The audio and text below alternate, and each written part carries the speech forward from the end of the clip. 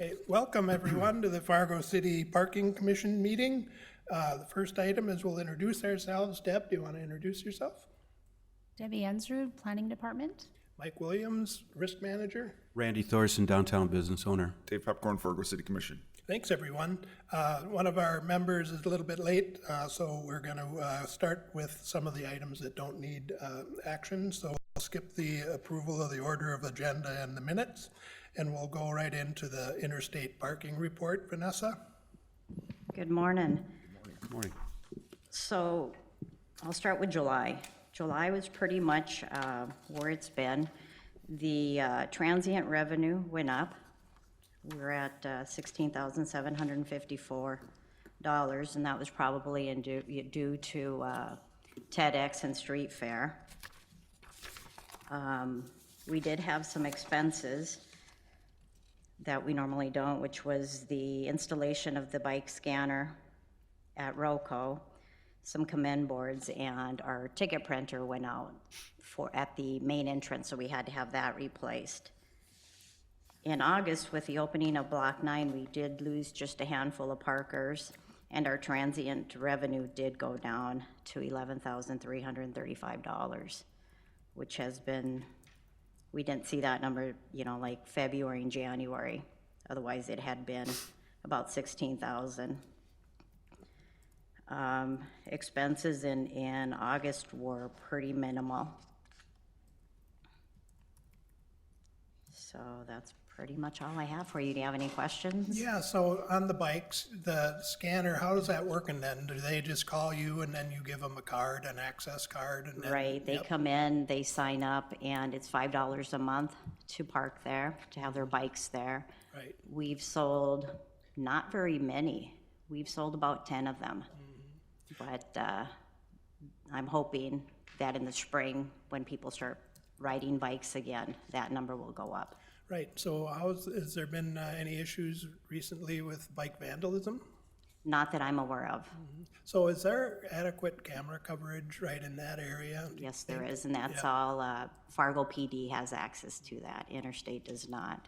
Right, and then one of the concerns that we'd heard is about the lockers. Some of them, some people are maybe Are misusing using them a for little storage. bit. So do you, when I was just traveling recently and saw that there's various locker systems that you can do similar to maybe what you're doing with the bike, pass, for that locked area.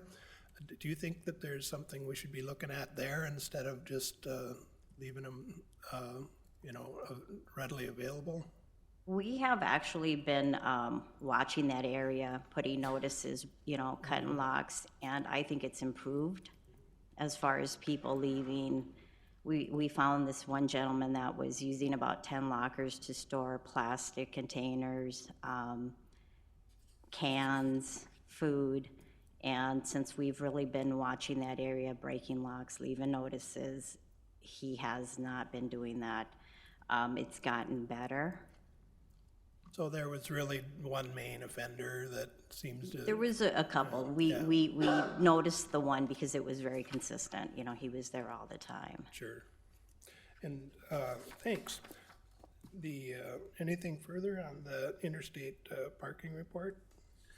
I think we should just note, though, it seems though that the operating income is up for the year annually, isn't that correct? Right, that is correct. And is that due to ROCO on now? Is that combined with theirs? The number you see is not. The first page that shows the revenue is going to be for the main lots. The second one will show you the ROCO. And so I see that's up, nearly $20,000 for the first 7 months. All right, thank you. Thanks. So have you noticed any difference with the Block 9 parking being open? Do you think some of those customers are moving over? Some have already moved, but we filled a lot of those spots because we do have 50-some people on the wait list. And it's mainly been the reserved area that have left. Right, and then has there been any more hourly parking at Island Park Ramp have you seen any uptick in any of that? No, sir. So that's something that we're gonna be working on, is to promote that hourly parking in that spot. Dave?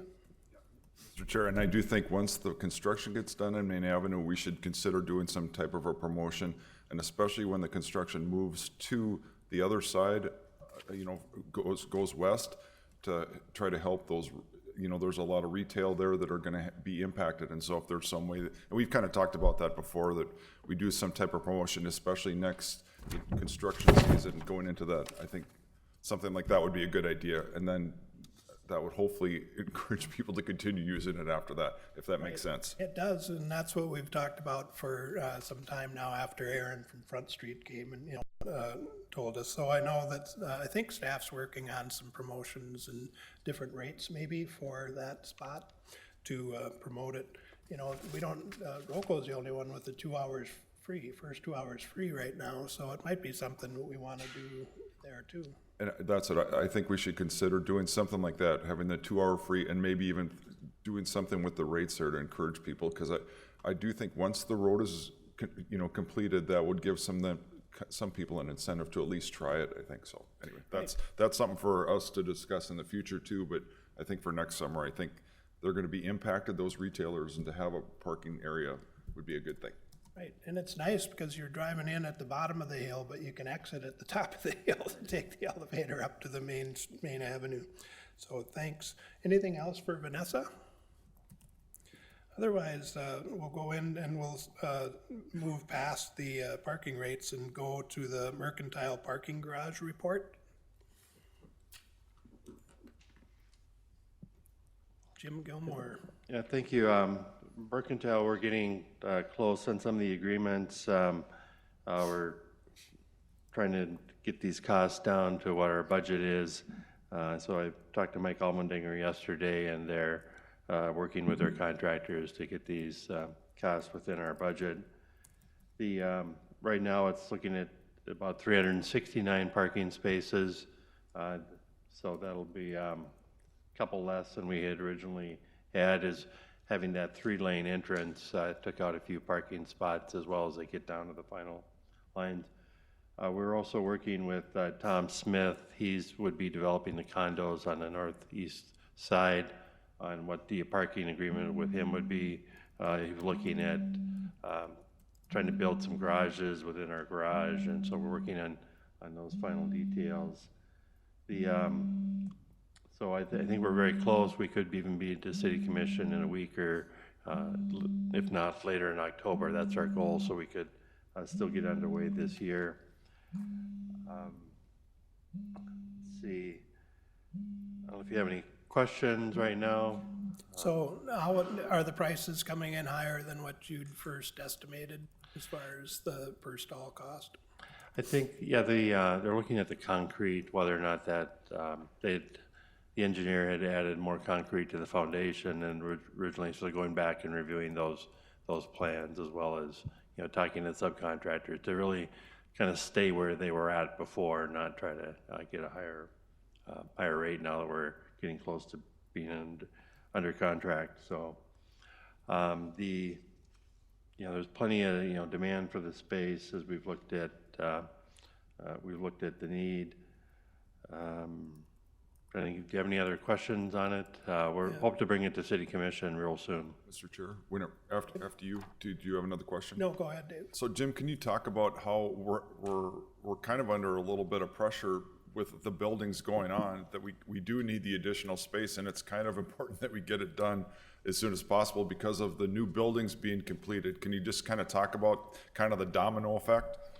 Yeah, Block 9 right now is been open for over a month.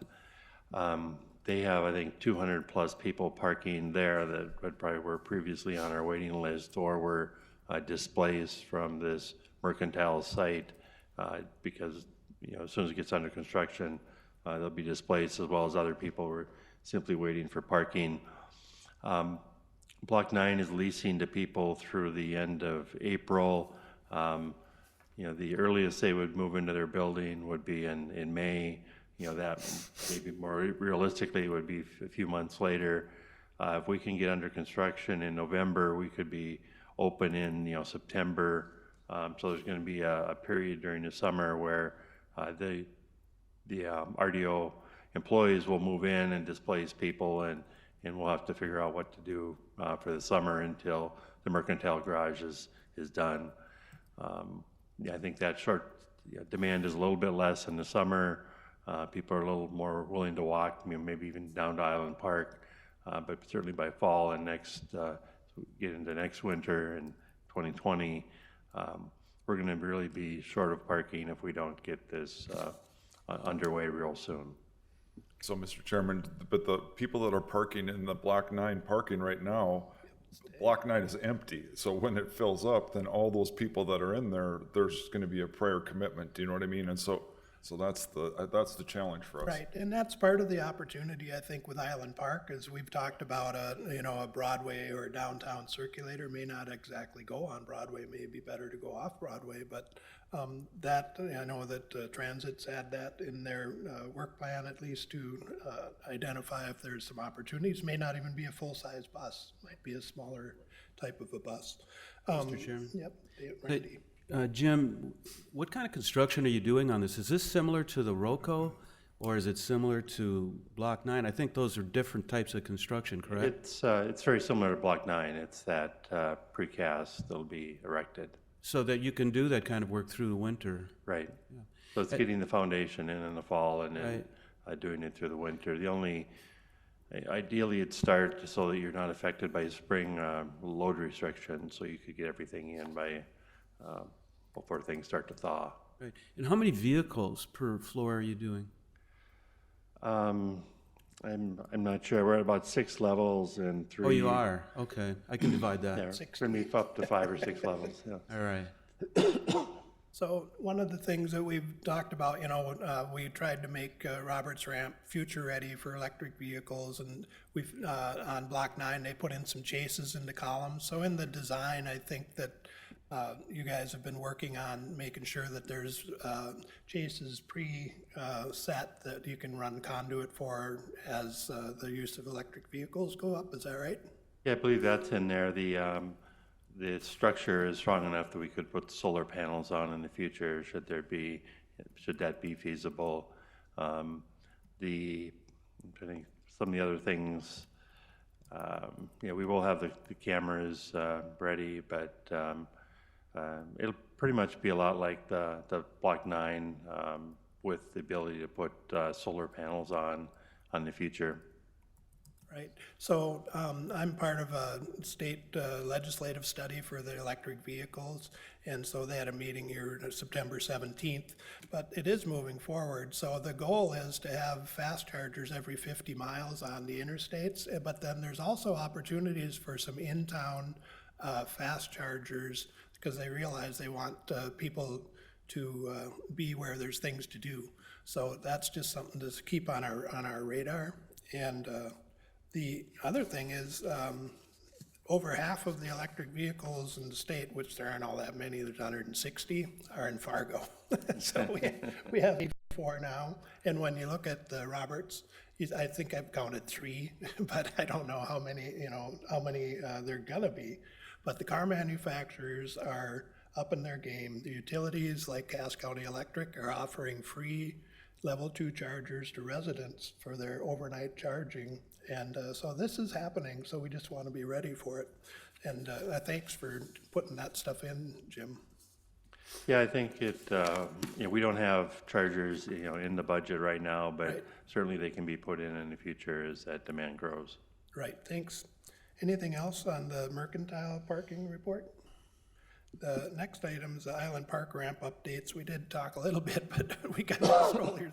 You got more to add, I'm sure, Nicole. Well, just a few little details. The pay stations have been installed. We are working with Interstate to coordinate some marketing and also with engineering as they open Main Avenue. We think that's a good opportunity once the Main Avenue kind of opens up. But we do have some cleanup items to do. So we're working with our facilities manager. We do now have, if you haven't met Brock Morrison, we have a full-time facilities manager. And we have some access questions, just like some sidewalk repair, things like that. So we don't want to do a big marketing splash while we've got some cleanup items to do. So, so we're working on that this month with our team internally. So I did have some photos to show, but we have heard from Jay that he's not able to be here, so maybe I'll wait to kind of do that formal presentation next month. But and then we'll work with DCP as part of our bid, as part of our advertising as well. Right, and that's part of what we talked about with Aaron, is some of the businesses there can help with, just with the promotion that we do come up with, and it sounds like they're willing to do that. So thanks, Nicole. The next item is the 2020 work plan. Yeah, so I'll kind of take the next three items here. The 2020 work plan, again, I'll kind of save that for next month, but we've been tasked, I might mention this last time we met, but we've been tasked by mayor, city commission, and administrator to kind of do a CIP plan. So basically a planning department work plan. And in the big game, that work plan will be adopted by the city commission, and so that kind of sets our 2020 work path. We do have a vetting process, if you will, for great ideas that come throughout the year, so it's not like it's a solid work plan, but it gives us goals that we're trying to achieve. And one of those goals that we're trying to achieve is working with all of our boards and commissions to with some better governance and oversight. So making sure we have all the authorities checked in place with the appropriate resolutions and bylaws and things like that. One of the things that it may seem like the planning department's trying to get more structured, and that's true, but we work with 83 volunteers a month as we work with our boards and commissions. And so little details like, for instance, today where you didn't have a quorum, if we had some bylaws, we can have our liaison commissioner as a voting member, and maybe we can work through some of those details. So some of those kind of more, I would say, more legitimate kind of rules of operation or Robert's rules, we can maybe make some that would be more appropriate for the type of work you do. So that's really all I had to say today.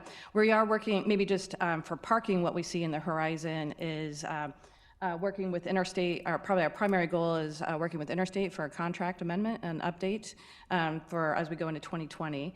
We're meeting with Paul next week and starting to work through those details. Their contract ends technically in December, and so we do want to start talking about those next steps. And then working with Brock and Interstate on a facilities strategic plan. And so with all of the the GTC, the Island Park, the Civic Ramp, all of those facilities and the new facilities as well, working on those, kind of the standard practices, get those written down so that, for instance, I think on Island Park, we have a seal coat that goes in every 5 years, those kinds of things for just overall management. And so I would say our governance, our contract, as well as our facilities are probably our primary goals for 2020. And of course, we're open to any other items that you would like to see. And we can, when we have, and maybe just a quick update on governance as well. We do, we are filling that 5th seat that is open right now. We, working with Mayor and Commissioner Pepcorn, we have designated a volunteer who had submitted their, we're just trying to coordinate on their availability and make sure that they can fit that availability. And so we should have that 5th seat here filled very shortly, so as well. So that's just kind of a quick update on some of our strategies and goals. And maybe in that, as we develop that, we talked about having the liaison commissioner being able to vote kind of it as an alternate anyway, because you're here a lot, and that's good, thank you. The other is maybe an attendance. I mean, we have some members that haven't been showing up, and it really makes it inconvenient. We don't want to waste your time, and we shouldn't waste our time when we can't do action items. Right. So maybe we can write some of that in to at least call in so we can have a vote. Yeah. Yeah, okay, thank you. Anything on that? Well, just because we don't have a quorum here today, I'll have to let you know that I can't be here in October. At the end of October, I'll be out of the Is country there a better time? prior to the 24th of October, so I know that we want to talk about some of these things. So I leave the 24th, so if, we can maybe do it the week before, that'd be great. I think 24th is like a Thursday. Yeah, I think one of the things that's, with all our boards and commissions and our calendars, like for instance, we're literally, our calendar's literally full until the end of middle of November right now with predetermined meetings and dates. And so it's, yeah, I know that sounds ridiculous, but it's kind of true. And so trying to find that structure, I think we can get that fifth person placed in, or if we need to find just we can give Jay a call and just see if there's a better time and day that's working for him, and start working with you on, Friday mornings at 8 a.m. or what, and so, but it takes us about 60 days to kind of get our whole team and our minute taker and interstate to get kind of coordinated to, be ready to meet, if you will. Sure. And again, in, instance like this, a call-in is a good option. Is there any possibility for you to have to be able to call in, Randy? Are there special charges from Mexico? Actually, I'd be in a poverty area. It's a mission work, so it's very difficult to do that. We'll see what we can do and reach out to Jay and see if we can get that fifth seat filled. Yeah, go from there. I don't know if I have any answers for you, unfortunately. Okay. I just want to let you know so that we're not missing another meeting. It looks like we won't be able to approve any of the minutes from the last two meetings, so. Yeah, so David mentioned there are a lot of good applicants for these positions, so it's not like there aren't people willing to serve on the committee. So, Mr. Chair, I think that we should contact the members that haven't been attending frequently and just say, if it isn't working out, then we should just find someone else, because there's lots of people that I think would participate, and I think that, do you know what I mean? And sometimes it just doesn't work out, then you got to move on. So can I just add one more thing? The other thing is, this is a big deal, but it's also holistic. You talked about transport, but it's also the downtown, and so like the DCP, or I don't know, I just hope but I do think it's a part of the whole downtown too. But anyway, that's just something to think about. I think that, I don't know what you think of that. And yeah, and so we have talked about that and actually adding, like in transit at their committee meetings, not all of them are voting members, but they have, people from the colleges on the board, the DCP is there, but they aren't necessarily voting members, but they attend. But it really helps with that communication and finding out that other entities are working on similar things, or maybe even ahead of you, and you can build on their work. So those types, being more inclusive in some of the groups that are affected with parking, which is all of them downtown, I think is something that we can be looking at, hopefully. I just to throw this out there, so the downtown is kind of where we are, and that's where the focus of the parking is. But so to figure out some way to get more input, to have us included anyway, however it goes. But I think it's important to have a CIP, to have us, but also we need to have input, because it's an important thing, and we're just a small number, and there has to be a better way.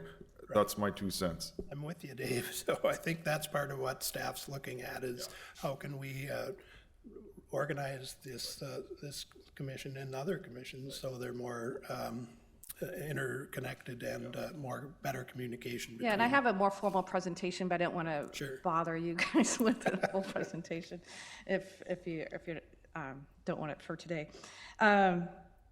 And then maybe just real quick on the 7th Street North lot, many people, it's actually a lot that's owned by the community development. It was acquired through community development block grant, but Interstate Parking does manage that for us. Just a FYI, that lot's conditions are not great. Vanessa's getting a lot of complaints, and she and Brock Morrison and Jim have been visiting that. That is in our long range plan for a potential future site for some sort of senior housing. We own other blocks, our lots near there. And so if you do receive complaints from the public on that, just know that that's part of a bigger strategic plan. Basically it's 7th and 4th Avenue across from the sanctuary. And many people don't even know that's a city lot, but it is. And we just had kind of temporary parking rental going on there right now. So, Mr. Chair, if you don't mind, so it might not be a bad idea, first of all, to put it on our website to talk about this is a future site of either low-income senior housing, or like at the airport, you say this could be a potential landing area, or just even a small sign saying, even though this is a lot, we have plans for it. That might that might solve a lot of calls that come to the city or come to somebody else by just saying, we have intentions for this lot. It isn't going to be this way for much longer. Does that make, I don't know if that makes I sense. think we had some of the same issues before ROCO with our Yeah, Second exactly. Avenue lot. So this is, yeah, you don't want to put in too much money in something that's going to be tore up, but you still want it to be safe. So it's kind of a patch job. Exactly. Yep. And then lastly, good news to report here, the Monday night city commission agenda, Ben Down, Public Works and Interstate Parking coordinated a contract update to start with more intensive overnight monitoring, and we've hired Interstate to help with those overnight management hours. And so Ben and Vanessa are kicking that off on October 1st in terms of new programming, new event. We'll get the marketing word out there. Ben just showed me a brochure that they're going to start pushing out there, and so some good news there. Yeah, right. So, and thanks so much, Ben and Vanessa and everybody that worked on that. We started this back in January when it was Armageddon with the snow, and it's been something that we've talked about. That uniform enforcement's really important. And I think, Ben, the way we've got it set up is, and Vanessa, is we're gonna do the welcome ticket, the informational ticket first. So the first, people, because that's really coming quick, October 1st. So it really, being a little bit informational on that front end, I think is part of your strategy, isn't it? That's correct. That's our goal there. So, Vanessa and I will work together on how long we're gonna proceed with that, and then we'll start ticketing. Right. So that's, again, a good opportunity for us to promote where to park, because we have free off-street parking after 5. Dave? So Ben, can you just kind of summarize it? Because I requested him to keep it fairly simple because some commissioners are not that bright. And so for us to know, so can you tell us like just a summary of what are your rules, the proposed rules going to be? So for working with Vanessa on the interstate parking, what they're taking over is the overnight parking from 3 to 7. We're not starting at 2 a.m. We're gonna let things relax out a little bit, keep her folks safe. And then as we enter through that, hopefully we're gonna get people trained in parking rules and where they're supposed to be and using the ramps more efficiently during the overnight. This isn't something we're trying to go after and hurt any certain crowd or anything like that. So that's what we're doing on that, and I think that's what you're asking, Dave. So Ben, is it 3 to 7? And so is it just in the downtown area? And then is it all year round? Yes, so this is gonna coordinate with our downtown central business district parking restrictions. It's 3 to 7, 7 days a week we're doing, and then it's year round so that we can effectively clean the streets in the summertime with sweeping and stuff like that as well. And just one more thing. So I think that the DCP, they also do cleaning and things like that. And so I think to let them know that, because it will be a good time for them too to do the same thing. When there's no other cars around, it's a lot easier for them to do work too, so. So I met with them at their last DCP board meeting. We've pushed our flyer out to them, and they're pushing it out to the business owners in downtown. Right. And the DCP was really helpful in January when we, proposed this idea. We asked them to do a survey of their members, and they did. And I think that information was very helpful to show that there's support for this uniform enforcement.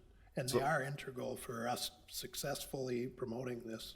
So I have a question for Randy, because obviously, your business is down right on Broadway. So what do you think of that from 3 to 7 to have it consistent? Do you think that will be an issue or from your perspective? Or are you going to wait and see what happens? Well, I think there's a lot of things that are going to happen as the development, continues on Broadway. I think you're going to have less parking on Broadway in the first place. We'll just work through all of those things. Once the parking garages are finished, that changes the whole game, and I think we'll be able to see that as we move forward. Well, and the other thing I'll add is that this is also kind of a pilot. We'll see how it goes, and as things go, if we need to adjust it, we can do that too. But this is but I do like the whole thing. Like I said, to keep it simple and keep it the same year round, I think is a good thing. Then everyone will learn when it changes, odds and evens, ups and downs. It makes me dizzy. And so I like simple. Yeah, and exactly. And again, we have resources like Island Park and the off-street lots that are not being used very much at night. Right. So just to get them, it's a habit change. So that uniform enforcement is going to help with that, I think. All right, anything else on overnight parking from anybody? Jim? I just wanted to go back and talk about those parking rates before, Sure. we won't be able to take any action. Wanted to give you a report on that. What you have in your packet is some recommendations and thoughts that Interstate Parking had put together in consultation with the city on terms of what the proposed rates would be in these parking facilities. If you kind of go to the last page, you can kind of see then how those could be phased in over a 2-year period. So that the suggested rates in 2020 would take effect in January, and the 2021 rates could actually take effect in late 2020 once Mercantile opens. And so maybe kind of take a look at that far right column. The highest demand facilities sort of in the core of the downtown will be Roberts Commons and the Civic Ramp, and looking at increasing the general parking rates on those from 106 to 129. So that's a fairly big increase, but I think people, if they want to park in that core of the city, they're going to be willing to pay it. I talked to Gate City, I've talked to Kilbourne, talked to some others, and I think most people will want to continue that. However, some will want to move to stay at that same rate, and so one option would be to be at the GTC garage.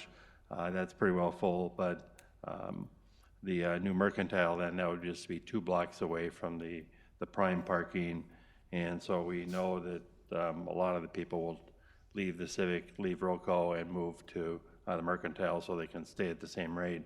Some of those, such as Sanford and Prairie Public, are as close to where Mercantile will be as these other facilities. The NP lot then would go from 81 up to 99. The 4th Street lot would go to 75, similar to the 3rd Street lot. We have good demand there. The Main Avenue lot would just stay the same. There is real strong interest in someone wanting to acquire that Main Avenue lot, maybe before Mercantile opens, and we do have a lot of room in Island Park across the street, and so they could move there. It's going to be a lot easier to cross Main Avenue and be less of a barrier now that it's down to 2 lanes. Nevertheless, Interstate felt we should go up $1 on that one. So you can kind of see how these rates would go in. The philosophy would be if you're in Roberts or Civic, that's the highest demand spot, you'd pay the most. If you want to save a little money, you can be a little further out at 106. And if you want to save some substantial money, you could be at Island Park and be at about half of what the other parking rates would be. So when the city commission's ready to approve Mercantile, I think these rates really need to happen in order to make that project feasible. But we'll want to get your recommendation thoughts prior to them being implemented. So if you have any questions today, I'd be happy to answer those. So Commissioner Pepcorn and Randy were just talking before the meeting about how we have these opportunities for redevelopment on a lot of our flat surface parking lots, including Main Avenue. And and I know you guys are working on this with the downtown in focus and also way back to the downtown framework plan. But when it's public land, then we can add some criteria for what's built there and maybe a little bit about how it's built, how it's designed. But I think, even though we want to build more public parking ramps, when you look at the Renaissance projects, starting with Universal Building in Fargo, they dug out the basement so they could park underneath.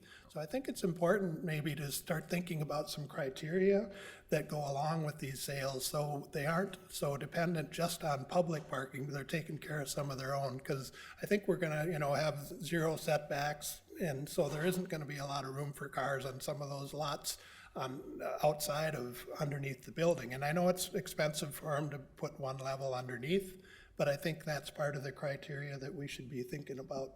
Dave, you have anything to say about that? No, that's a very good point. And some of the projects have that, but they're not going to do it if you don't put that in there. So that's a good point. Thanks. I think City Hall set a good example with that by putting underground parking in, and same with the city lofts next door. So, thanks. Anything else on other business? Anybody? Well, the only thing, I'd make a comment, on the fact that at the end of this year, the NP Avenue lot, the part that my partner and I own will free up another 75 parking stalls. So when CI Apparel moves out of the downtown area, there's an opportunity there too for some additional parking spaces. But we fully intend to develop, our property in the next couple of years. So, but short term, that would be available. Right. Your building looks good out there, so when do you open? Well, the signs look really good. It didn't change that much on the outside, but we hope to be completed in November and move in the middle of November and completely moved in by the end of December of this year. Good job. Congratulations. Good to see that building being used. It's a big building. I've lost 8 pounds just walking back and forth. All right. Anything else for the good of the order? Thanks, everybody, and we'll see you next month on the 23rd. We're looking, is that right? Yeah, thanks.